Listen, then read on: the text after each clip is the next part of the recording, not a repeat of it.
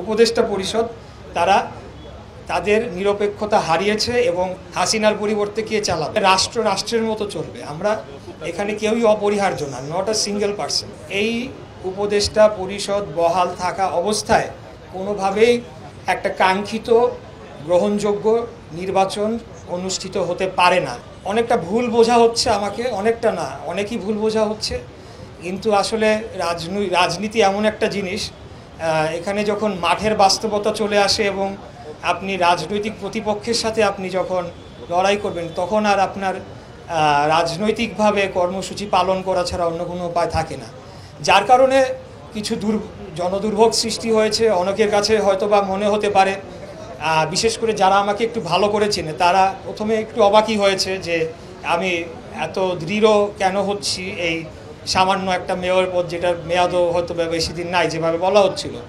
কিন্তু এখানে আপনারা পরবর্তীতে লক্ষ্য করেছেন যে there was a greater story behind the whole যেটা হয়েছে আমার সাথে।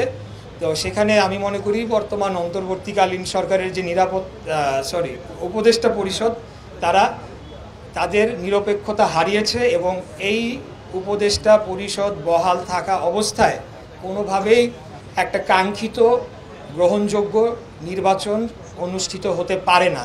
এই বিষয়টা সরকার যত দ্রুত উপলব্ধি করতে পারবে আমি মনে করি যে এটা সকলের জন্যই মঙ্গলজনক হবে। আমরা কিন্তু তাদের শত্রুতা করছি না বা তাদেরকে হুমকি দান কোনো কিছুই না। আমরা খালি বলছি যে আপনারা রাজনীতি করবেন, তাহলে পথটি ছেড়ে দিয়ে আপনারা রাজনৈতিক দলে যোগ দিয়ে আপনাদের রাজনৈতিক কর্মকাণ্ড করুন। আমরা আপনাদেরকে স্বাগত জানিয়েছি। আমি বিশেষ করে নিজেও একজন যদি বলেন তরুণ প্রজন্মের, সেই হিসাবে আমি তাদেরকে শুরু থেকেই সমর্থন করে এসেছি এবং আমি চেয়েছি এরকম একটা পার্টি দাঁড়াক। কারণ বয়স কম থাকা অবস্থায় রাজনীতি করতে গেলে যে বিড়ম্বনা বা সমস্যা ফেস করতে হয় সেগুলো আমিও ফেস করেছি, তাই তাদের কষ্টটা আমি বুঝি।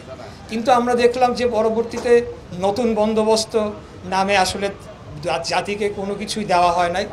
আমরা নতুন পার্টির মূল নীতি বলেন বা বিভিন্ন বিষয় সম্বন্ধে আমরা অস্পষ্ট এবং তাদের কয়েকজন উপদেষ্টার বিরুদ্ধে সুনির্দিষ্টভাবে দুর্নীতির অভিযোগ পাওয়া গিয়েছে অথবা তাদের ব্যক্তিগত কর্মচারীদের বিরুদ্ধে। অতএব আমরা মনে করি যে আসলে যে প্রত্যাশা আমরা সকলেই এদের প্রতি করেছিলাম, যে তাদের প্রতি যে ভালোবাসা যে মায়াটা আমাদের ছিল সেটা থাকবে, সেই জায়গাটা নষ্ট হবে না। কিন্তু আমি মনে করি যে রাজনীতিতে আসার মাধ্যমে তাদের যে সুনির্দিষ্ট যদি একটা পরিকল্পনা থাকতো তাহলে পরে ভালো হতো। যেহেতু সেটা অনুপস্থিতি আমরা দেখতে পাচ্ছি, বিভিন্ন ধরনের বিতর্কে তারা জড়িয়েছে, তাই তাদেরকেও পদত্যাগ করতে হবে এবং আসলে রাষ্ট্র রাষ্ট্রের মতো চলবে। আমরা এখানে কেউই অপরিহার্য না, নট আ সিঙ্গেল পার্সন।